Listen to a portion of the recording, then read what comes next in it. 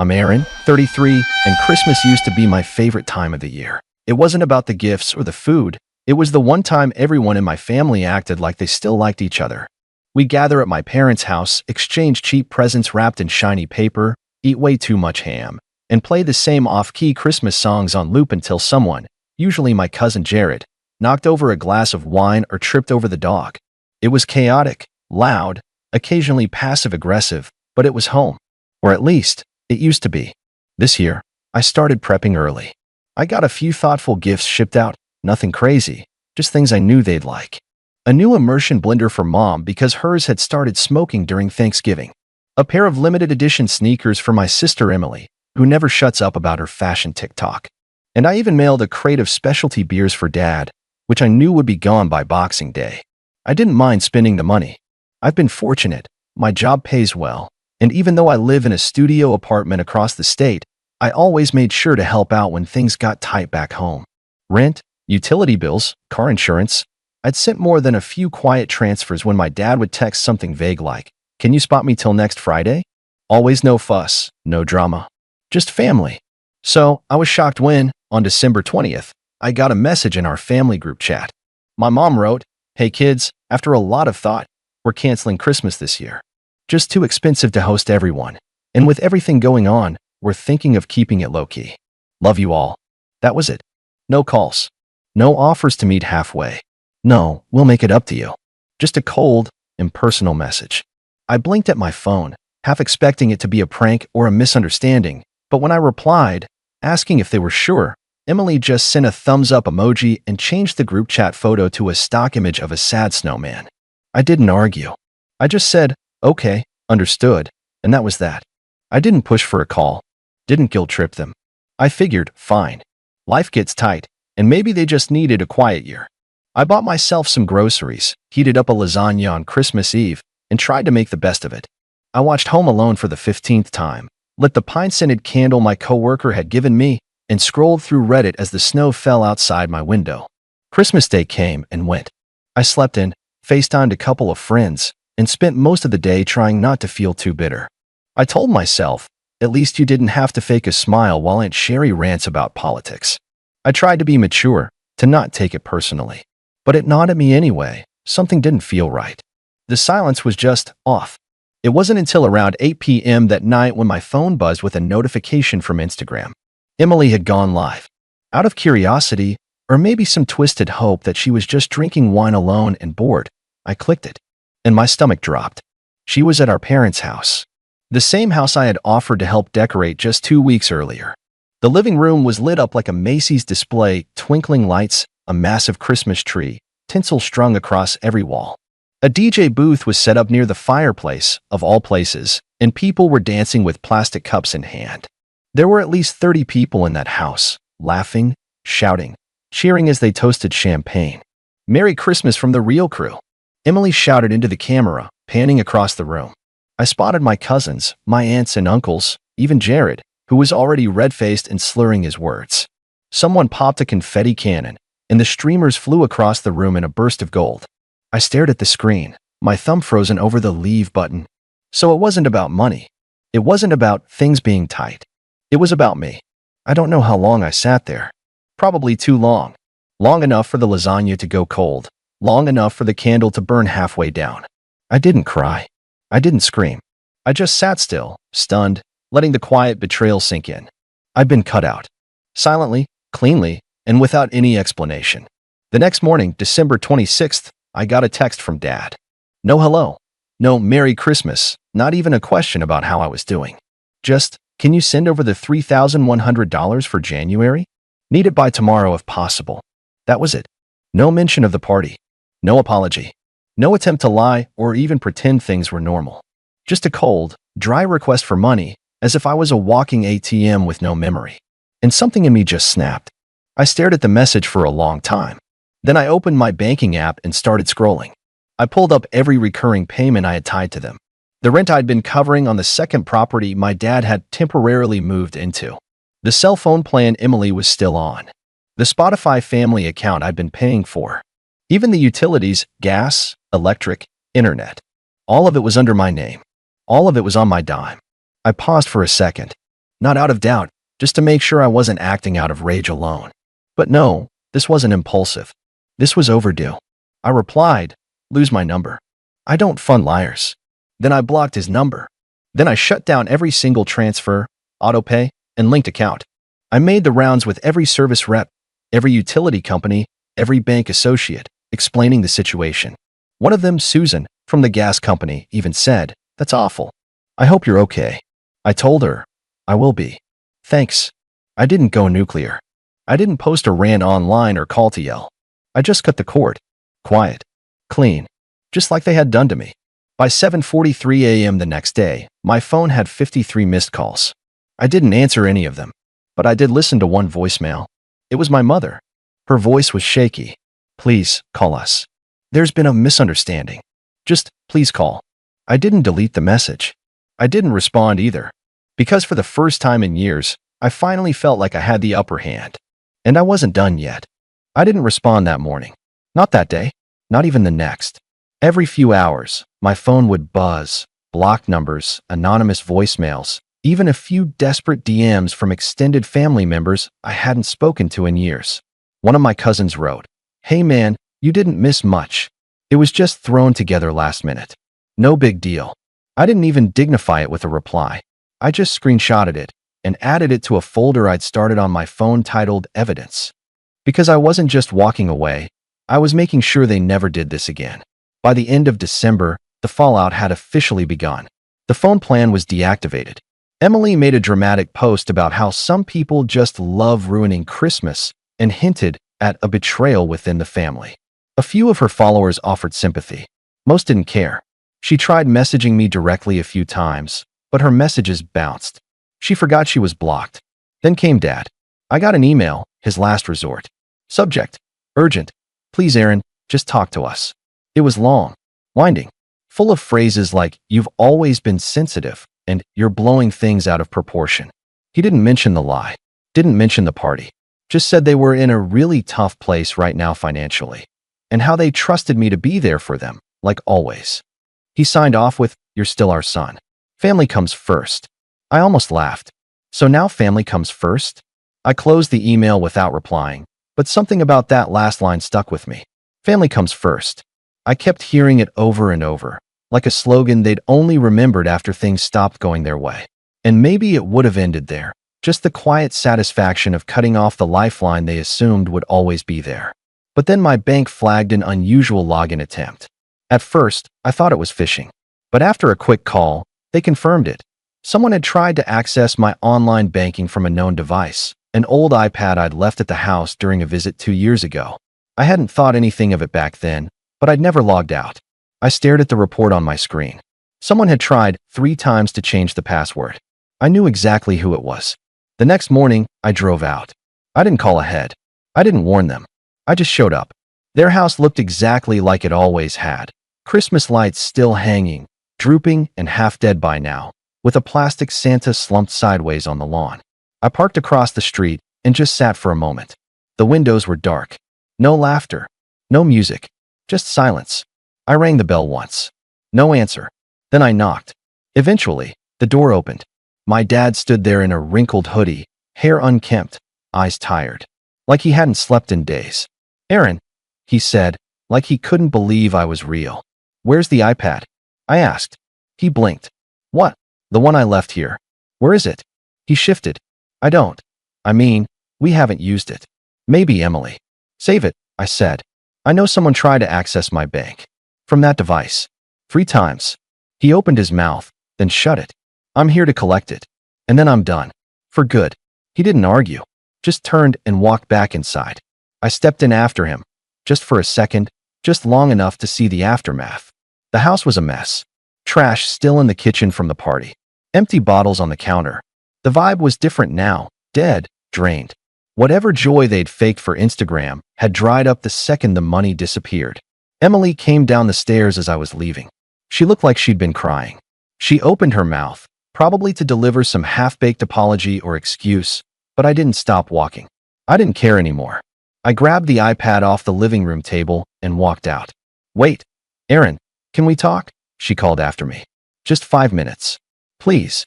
I turned at the door. I gave you 5 years, I said. We're even. I left, got in the car, and didn't look back. Back at home, I reset every password, disabled every device, and called my lawyer friend. Not to sue them, just to get a few things in writing. I wanted everything airtight. No way for them to sneak back in. No loopholes. A few days later, I got another email. Subject, apology. This one was shorter. Just a few lines. My mom this time. We made a mistake. We thought you'd always forgive us. We didn't realize how far we'd pushed you. I'm sorry. We all are. Please, if there's any chance we can talk, I'll listen this time. I promise. I didn't reply. Not out of spite, but because sometimes silence is the only language people like that understand. I didn't need revenge in the traditional sense. I didn't need to humiliate them or scream in their faces. I just needed them to feel what it's like to lose something they never thought could walk away. And judging by the silence that followed, they did. January drifted by in a blur of cold mornings and quiet evenings. I kept my head down at work, avoided social media, and made a point to focus on myself. It was strange at first, this silence. No constant texts asking for a little help or passive-aggressive messages about how I never visit. No last-minute requests for transfers. No guilt. Just peace. But of course, it didn't last. The first crack came from Aunt Meredith. She called from a number I didn't recognize, and when I picked up out of curiosity, her voice came through tight and sharp, like she'd been holding back. Aaron, she said. I'm just calling to say, I'm disappointed. I didn't respond. I waited. Whatever happened between you and your parents is one thing, she went on, but you don't turn your back on family. Especially not when they're struggling. I kept my tone even. Meredith, did they tell you why I stopped helping? She paused. They said you had a meltdown over not being invited to a last-minute party. That you're blowing things out of proportion. I let out a slow breath. Did they also tell you I've been paying their rent for nearly 3 years? That I've covered Emily's phone bill, Dad's gas, and Mom's grocery deliveries while they were posting selfies with champagne? Another pause. Longer this time. Well, she muttered, even if that's true, it doesn't justify cutting them off completely. I didn't cut them off, I said. They chose to exclude me. I just accepted it. She sighed. Aaron, you're better than this. No, I said quietly. I used to be. But better just made me useful. Now I'm done. I hung up before she could reply. I didn't feel anger. I didn't feel sad. I felt clean. But they weren't done. 2 days later, I came home from work and found a handwritten envelope wedged in my doorframe. It was from my mother. Inside was a letter for pages long. She had written it in cursive, her attempt at making it feel personal, I guess. It opened with a tearful apology. She admitted they shouldn't have lied about canceling Christmas. She confessed to letting Emily take the reins and not wanting to stir things up by insisting I be invited. She said they knew I'd be upset but thought I'd understand in time. What stuck with me most was a single line. About halfway down, we didn't think it would hurt you so badly. We assumed you'd be used to it by now. I stared at that sentence until the ink blurred. Used to it. Like it was normal. Like being left out was just a role I should have learned to accept. I didn't finish the letter. I folded it back up, slid it into the envelope, and placed it in the kitchen drawer with the few other things I kept from them. The drawer I didn't open anymore. That night, I received another voicemail. This time, it wasn't pleading. It was Dad. His voice was tight, controlled. The way he got when things didn't go his way. You've made your point, he said. We get it. You're upset. You want to teach us a lesson. Well, congratulations. Everyone's talking. Your aunt's furious. Your sister's humiliated. And your mother? She hasn't slept in days. A pause. But don't think you're better than us, Aaron. You're not. You're just bitter. You always have been. And when this phase ends, and it will end, you'll come crawling back, just like you always do. He hung up. I didn't delete the voicemail. I replayed it once. Then again. Then I hit save. Because that was it. That was who they were. Not the tearful letters. Not the fake Instagram apologies or vague DMs from extended family. That message? That was the core. They weren't sorry for what they did. They were sorry I finally stopped letting it slide. The next day, I sat down with a notary. I updated the deed transfer for a small piece of land I had inherited from my grandfather. It was supposed to be passed to Emily after me. Dad had arranged it that way years ago, insisting it stays in the family. But it was under my name now. Full ownership. I signed the new paperwork, transferring it to a local children's charity that builds youth housing. I didn't do it out of spite. I did it because I wanted to rewrite the story. That land, that space, they didn't deserve to touch it. Let something good come from it instead. 2 days later, Emily called from a friend's phone. I didn't answer. She left a voicemail anyway. You're ruining everything, Aaron. You're being so extra. I don't even know what you want from us anymore. She didn't get it. None of them did. I didn't want an apology. I wanted to not need one anymore. I wanted to stop playing the role of the good son, the guy who always came through, always smiled politely, always funded the lie that everything was fine. The following Friday, I received a final letter. No name on the envelope. Just my address, handwritten in the corner. Inside was a Polaroid. A group photo from Christmas night. Everyone was there. My parents, Emily, cousins, neighbors, even Aunt Meredith, holding drinks, arms slung around each other, mid-laugh. On the back, someone had written, "We still had a great time." No signature, no message, just that one line. And I smiled, because I finally understood. They weren't inviting me back. They were taunting me, trying to shame me for missing their fun, trying to make me feel small for choosing distance over dysfunction. But the truth? That photo told me everything I needed to know, because it meant they weren't over it. They were still thinking about me, still trying to prove something, still scrambling to pretend they didn't miss me. The photo stayed on my kitchen counter for a week. I didn't throw it away, not immediately. I left it there, face down, half curious if they'd send another. They didn't. And over the days that followed, something strange began to settle in me, not rage, not even sadness, but a strange kind of peace. Like I'd stepped out of a fog I didn't know I'd been living in. For the first time in my adult life, I was entirely free. No last-minute bailouts. No fake apologies. No wondering why I always felt like the one left holding the weight of everyone else's choices. And once that fog lifted, I could see the pattern clearly. It wasn't just Christmas, or rent, or some Instagram live stream. It was years. Years of being their safety net, their scapegoat, their emotional punching bag.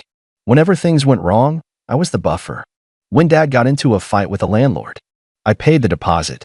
When Emily overdrafted her account for the third time, I quietly wired her a gift. When Mom wanted to surprise everyone with a birthday cruise for Grandma, but couldn't cover all the costs, I handled it. No one ever said thank you. Not really. And now that the well had run dry, they were scrambling, because they weren't just missing me. They were missing the version of me they had molded, the one who never said no. I thought a long time about how I wanted to end things. Not just drift away, but close the door in a way that was final, undeniable, and irreversible.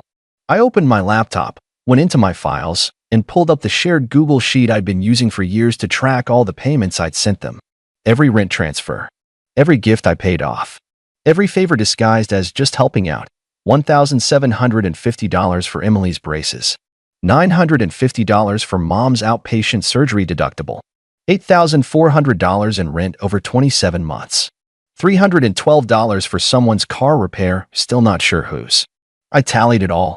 The final total, $38,706. I stared at that number, nearly 40 grand, and I never once asked for it back. So I decided to change that. Not for the money, but for the message. I wrote a letter, a real one, printed and signed, and I sent copies to all of them, Mom, Dad, Emily, and Meredith, all the key players in this twisted little performance they called family. Here's what it said. To whom it may concern, you know who you are. This is not an apology, nor a plea for reconciliation. This is a statement of fact. Over the last several years, I have financially supported this family in ways no one should have been expected to.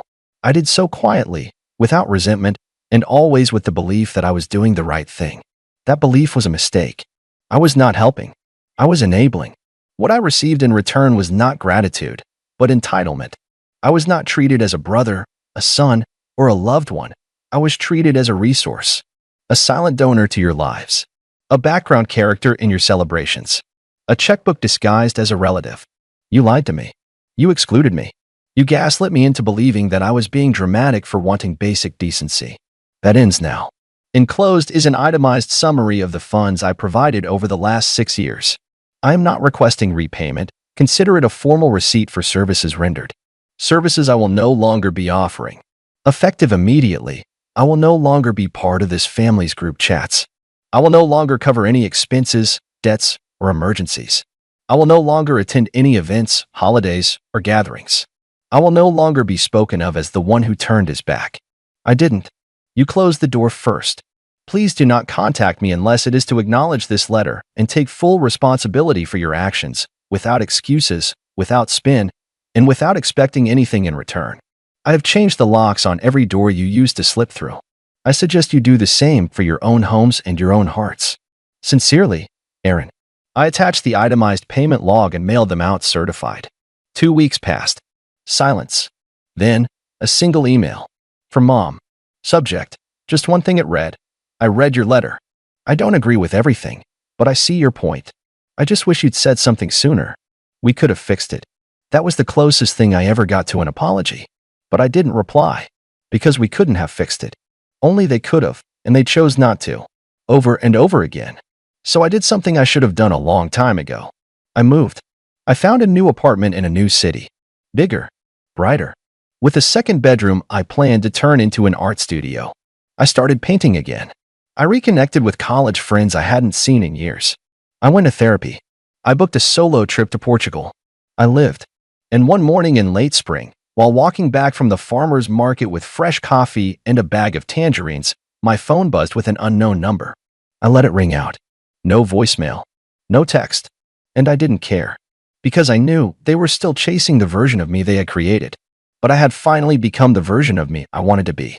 The kind who knew his worth. The kind who knew silence isn't weakness, it's clarity. The kind who doesn't chase people who only remember his name when the bills are due. That Christmas may have been canceled, but my peace was just beginning.